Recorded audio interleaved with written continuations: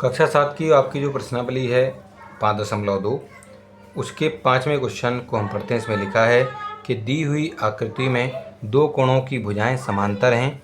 यदि angle ABC बराबर 70 degree है तो पहले वाले में लिखा है एंगल DGC ज्ञात करना है। देखो एंगल DGC किधर है, DGC यहाँ जो बना हुआ है आपका एंगल, यहाँ पर जो आपका कोण बना हुआ है उसको आपको पता करना है। और साथ में उन्होंने कहा दूसरे वाले में कि एंगल एंगल DEF ये वाला कोण आपको बताना है।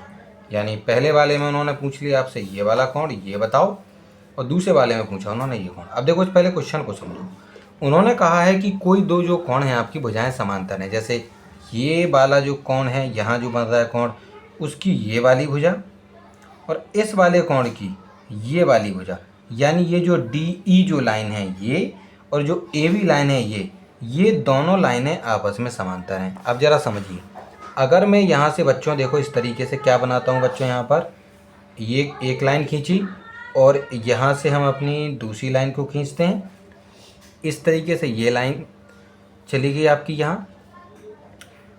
यहाँ पर लिखा हुआ है छात्रों आपका A, यहाँ लिखा है B, ये एंगल है 70 डिग्री। उसके बाद ये एंगल है आप यहाँ पर लिखा हुआ आपका G, यहाँ लिखा है आपका D, C, और यहाँ है आपके लिए थोड़ा सा और इसको आगे किए देते हैं, यहाँ हो जाएगा E, और यहाँ से फिर एक सीधी लाइन जाएगी आपकी इधर की ओर, ये है यहाँ पर F। ठीक है छात्रों, चलो तो इसको जब हम हल करेंगे इसमें क्या बोला गया है इसको ज़रा समझना। देखो उन्होंने कहा कि ये वाली जो लाइन है AB और ये जो लाइन है D, ये दोनों लाइनें आपस में समांतर हैं।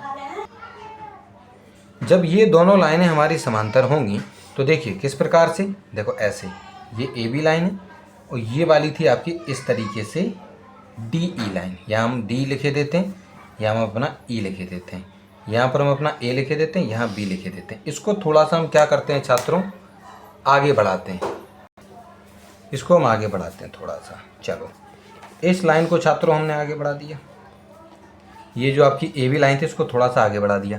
ये जा रही है सीधी लाइन आपकी, यहाँ से जा रही है एक सीधी लाइन, ये गई। इसको भी हम थोड़ा आगे, यहाँ तो ये तो है ही आगे, लेकिन इसको भी थोड़ा सा हम आगे बढ़ा देते हैं। जब हमारी ये जो AB लाइन है वो इस D लाइन के समांतर है, ठीक है कि नहीं, और ये वाली आपकी त्रिअक्षेदी है यानी ट्रांसवर्सल लाइन है, तो यहाँ बनने वाला जो कोण जो कि आपको दिया गया था 70 डिग्री, यहाँ पर वो वाला इसके बराबर हो जाएगा, क्योंकि इस लाइन में इधर ये जो नीचे है ये और इस लाइन में इधर ये जो नीचे ये जो एंगल बना है ये दोनों संगत कोण यानी करस्पॉन्डिंग एंगल होंगी। और जब दो लाइनें हमारी आपस में समांतर यानी पैरेलल होती हैं तो उनके करस्पॉन्डिंग यानी कि आपके संगत कोण आपस में बराबर होते हैं, यानी ये भी कितना हो जाएगा हमारा 70। अब इसके नाम क्या क्या लिखे हुए थे, यानी ये वाला जो कोण है छात्रों वो आपका कितना हो जाएगा 70 डिग्री आपका यहाँ पर हो जाएगा, यानी एंगल DGC जो है वो आपका 70 डिग्री हो जाएगा।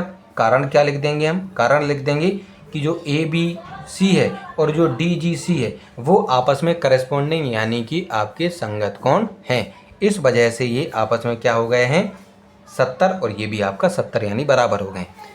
अब ये जो करस्पॉन्डिंग एंगल तो वैसे भी होते हैं हमारे, लेकिन सभी करस्पॉन्डिंग एंगल आपके बराबर नहीं होते हैं, ठीक है।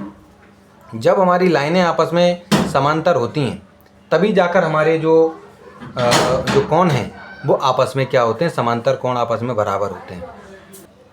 इसलिए छात्रों देखिए हमने जो 5वें का पहला है उसमें लिख दिया है कि AB और DG लाइनें हमारी आपस में समांतर हैं यानी पैरेलल हैं। इस वजह से जो DGC है यानी ये जो आपका DGC ये वाला कोण और आपका जो एंगल ABC है ABC ये वाला कोण आपस में करस्पॉन्डिंग एंगल यानी संगत कोण है, इसलिए दोनों बराबर हैं। इस वजह से DGC की जगह तो DGC लिख दिया, लेकिन ABC आपका कितना था, ABC 70 था, तो हमने उस ABC की जगह पर 70 लिख दिया और वो हमारा 70 डिग्री हो गया।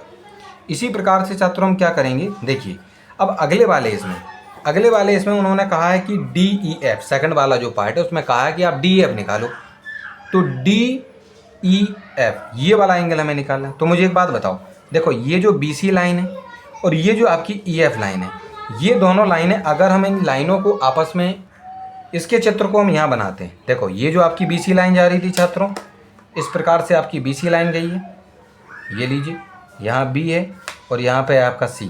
ये आपकी यहाँ पर है, यहाँ से लेकर यहाँ तक आपको इतनी केबल दी गई है आपकी ई, और यहाँ पर है आपकी एफ लाइन। यहाँ से हमारा एक लाइन आई है यहाँ से सीधी यहाँ से डी, यहाँ पर डी लिखा हुआ है, और ये है आपकी ई। इतनी एक लाइन आई है। हम क्या करें, इस लाइन को थोड़ा सा आगे बढ़ा लें और इस लाइन को भी थोड़ा सा आगे बढ़ा दें। अब मुझे देखो, उन्होंने ये कहा कि दो कोण, यानी ये कोण और ये कोण, इन दोनों के बीच में ये जो लाइनें हैं, ये लाइनें आपस में क्या हैं, आपकी समांतर हैं, यानी पैरेलल हैं। ठीक है, तो इस वजह से यहाँ वाला जो कोण है आपका, जहाँ पर जी लिखा हुआ है, DGC, ये वाला कोण जो कि 70 डिग्री अभी हमने पहले वाले भाग में इसको हल किया है, उतना ही तुम्हारा ये वाला हो जाएगा। क्यों? क्योंकि ये लाइनें आपस में समांतर हैं, और जब ये लाइनें आपस में समांतर होती हैं तो ये जो तिर्यकछेदी रेखा यानी जो ट्रांसवर्सल लाइन है, उनके द्वारा बनाए जाने वाले ये जो संगत कोण है वो भी आपस में बराबर हो जाएंगे। ठीक है, तो हमने क्या लिखा है यहाँ पर कि जो VC लाइन है, EF लाइन आपस में समांतर है, यानी जो BC और EF लाइन आपस में समांतर है। तो इस वजह से DEF ये वाला कोण बराबर हो जाएगा DGC, यानी इस वाले कोण के। ये दोनों कोण आपस में क्या हो जाएंगे बच्चों, आपस में बराबर हो जाएंगे। ठीक है कि नहीं?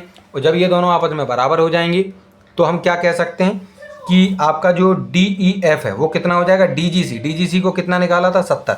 तो हमारा जो एंगल DEF है वो भी आपका कितना हो जाएगा, 70 डिग्री। बगल में लिखना भी पड़ता है कि आपका ये बराबर क्यों है। ठीक है, तो इस प्रकार से आपका जो 5वां क्वेश्चन है वो सॉल्व हो गया है।